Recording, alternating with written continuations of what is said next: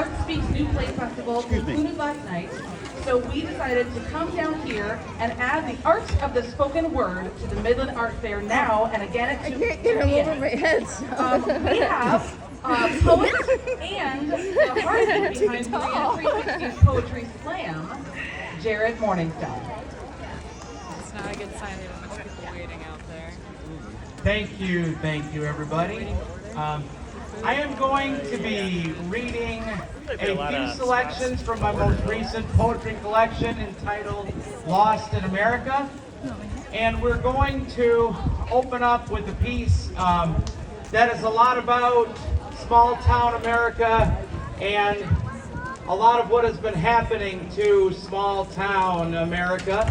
This piece, again, is the title piece of the collection, Lost in America. Excuse me, are you lost? Need a room? You look like you aren't from here, deer in the headlights, like someone who stumbled upon hellfire while looking for heaven's safe open arms. I understand. Surely the rusty sign out front is off-putting, and the neon's no good. It hasn't welcomed people in years. But the beds are soft, and if you find any stains on the floor, no, they are as old as the carpet. Truth is, we're good people here. As good as the coffee at the town diner is hot. COVID and population loss couldn't close its doors. It's a survivor for now, and there isn't a Starbucks around for miles. Good thing, too. Their nasty sludge has no heart. Oh, I'm sorry if you like that place. I'm sure it comforts you, like how a baby sleeps better in his own crib. We like safety too, the kind that comes from home, a home that is just ours. Just like the park down the street, the kids still have fun. They don't care if the paint is chipped on the merry-go-round. Like the local grocery store with ancient floors that we can't seem to get clean.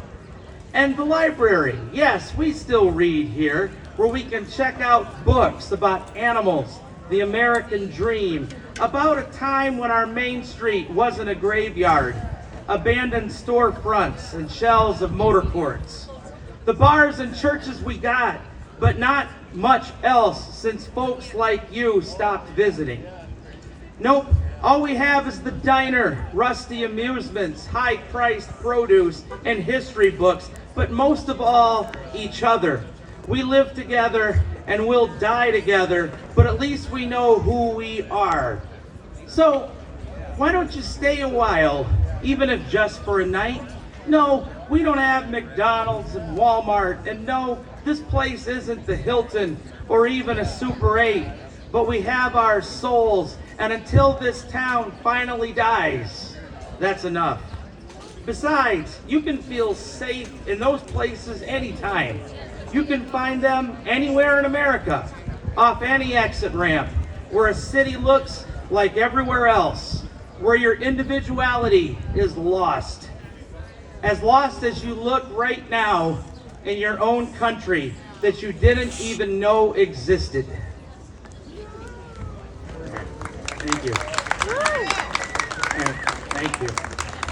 This next poem comes to mind, a lot of us as parents, but it even applies, I think, to those of us who have loved ones, children who are graduating high school, and that awkward stage it is to move from one point of life to the next for us. This poem is called An Aging Hero's Peace of Mind. When you were born, when you took your first breath, open your eyes to gaze at the world for the very first time. You saw your mother, and then you saw me. An average man, feeling as naked as you were, shaking, sweating, completely unprepared for the first time in my life, knowing that my existence was now far more complicated than waking up on time, grocery shopping, paying bills, and scheduling dates and vacations. No, looking into those baby blues that screamed, "I need you," woke me from 31 years of peaceful slumber, slapped me into reality. I was now a dad, and my baby needs a hero. Sacrifice was the word. I said goodbye to video games, spontaneous drives, staying up way too late while binging television, and weekends at the bar to wind down after a long week at work. I traded in my guitar for a sword and shield so that I could be there for you whenever you needed me to, protect you from the dark, the monster under the bed, so that you wouldn't be afraid to face an entire world of unknowns. No matter what challenges you faced as you navigated your first odysseys, my hand was yours to hold, and I swore to never let go.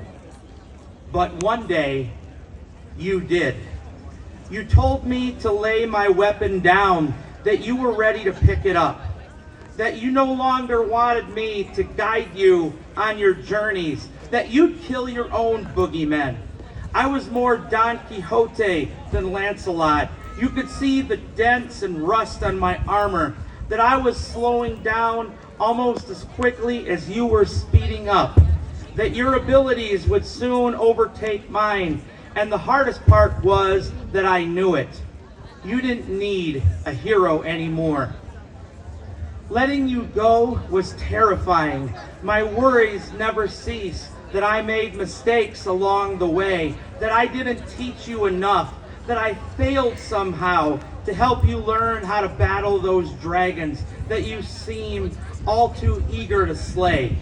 It's almost as frightening as accepting that there is nothing I can do to turn back time, to when I could hold you in my arms, when you needed me, to read you stories before bed, to teach you how to ride your bike, and before you decided to trust another to take care of your heart.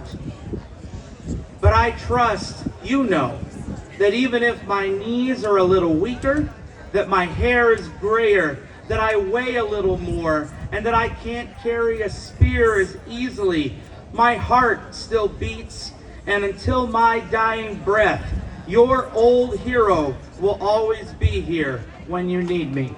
Thank you.